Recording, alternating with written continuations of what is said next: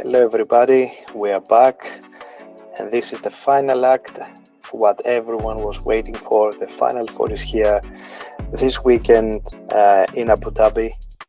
We have four great teams, potentially the best teams throughout the year, so very fair representation in the Final Four and ready for the big games.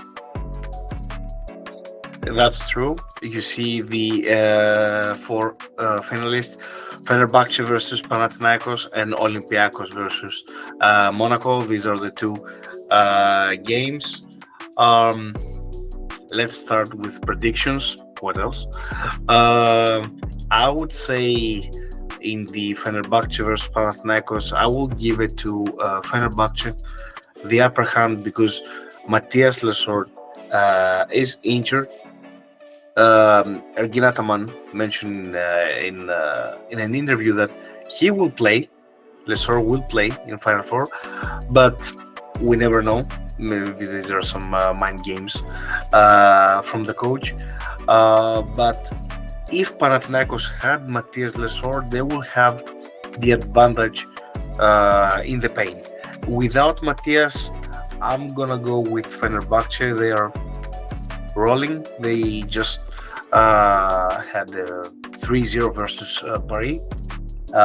So I don't know. Panathinaikos needed 5 games to overcome FS, and maybe Coach Jaskevicius got some ideas about how to defend Kendrick Nunn from the games that he watched. But yeah, I will give it to Fenerbahce, and from Olympiacos versus Monaco, I will give it to Olympiacos. They have the experience from Final Four, and they have the depth. However, do not underestimate Monaco. They have big names at the guard position. Also, you saw in the 5th game versus Barcelona, Papagiannis stepped up and he was crucial in giving Monaco the victory. So, you know, you never know what will happen, but I will give it to Olympiacos. What about you, Bill? I will start with the last game, so the second game in terms of time, Olympiacos versus Monaco. I agree with you. I will go with Olympiacos, but Monaco is really a very tough outsider here. You know, the ground quality, even ties at the center, Diallo, like it is star quality across the 5 positions. So they pose a real threat. But yeah, I think the favorite is Olympiacos here. Perhaps would be very important how, you know, William Gosser and Fournier perform, as you would expect, the usual Vezenkov show as usual. So I think, yeah, X factors potentially is how Fournier and William Goss do there. I would, though, disagree with the other one. I would go with Panathinaikos on Panathinaikos versus Fenerbahce, because I believe they have more star quality for this kind of knockout game. Yes, they don't have Lesort ready, but I don't think the center position is such a big threat for Fener. Of course, Fener, is an amazing team, so it's a Final Four, so there is no clear advantage from anyone.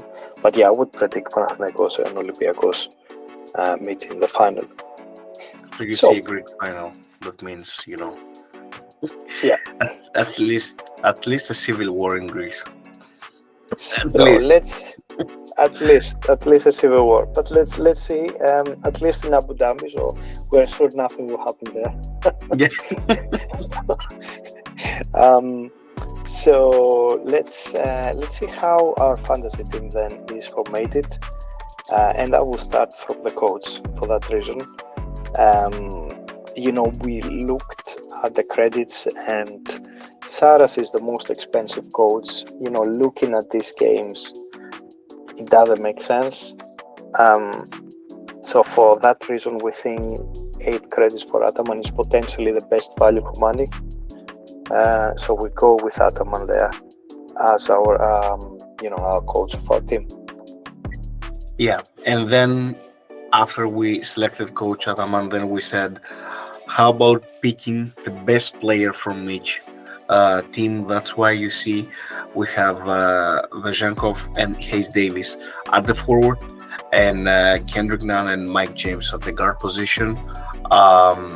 We just feel that each one of those players will have a big night, and they have to deliver for their teams in order to achieve the final. As you see, we picked Vajankov as a captain because we believe that from these 4 players, he will have the highest PIR. He's grabbing rebounds, and he has to be the scorer that he's used to be to provide for Olympiacos. Yeah. And then after we have these four players to, build our team, the best player per team, at least in terms of fantasy, we looked at center position, and we really thought about Milutinov, but we end up getting Tice because it's cheaper as well, and because also he has a chance, especially looking at the matchups with, be a stretch 5 to pose the threat versus Fall or Milutinov. And then we closed our 6 player, so our main team, with Diallo on forward position. He will have a crucial play in this game. So let's see how that goes. And then we did select our second center, that is Birch. As we said before, we believe due to the matchups, Birch will have a chance to grab a lot of rebounds, potentially, finish some baskets under the rim with high percentage efficiency. So 6.4 is actually quite nice, low credits. And the next player is Hall with 8 credits. He should take quite a lot of playing time. He's crucial, especially defensively, but sometimes he may get on offensively and score points, and then you may get something out of him as well. And then the last 2 players, Papa Petro and Tarpe, they're just the fillers for the team with 4 credits.